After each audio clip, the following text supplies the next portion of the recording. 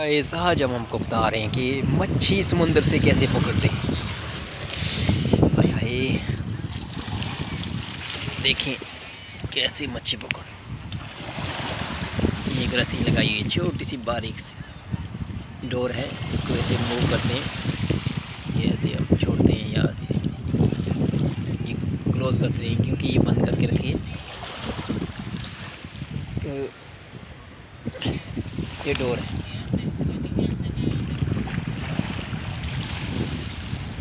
इसको समुद्र के बीच पे फेंक देते हैं और इसके साथ ये रेड निशानों का छोटा सा गवारा डाला हुआ है।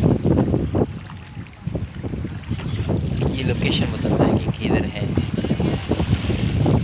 और ये कुछ खाने पीने का, कुछ मछली के लिए कुछ डाला हुआ है छोटा सा, देख सकते हैं।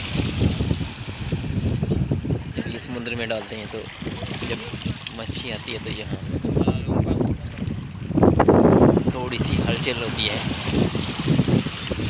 मच्छी पकड़ने वाला आदमी इसको क्लोज करते करते ऊपर लेके आता है और तब एक मच्छी पकड़ी जाती है।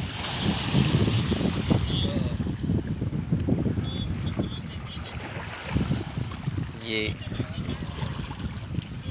फिलिपिनो एक मच्छी पकड़ रहा है,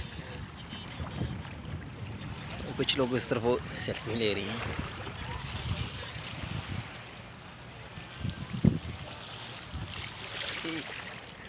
बिल्कुल शाम का टाइम है, सूरज गरूब हो चुका है।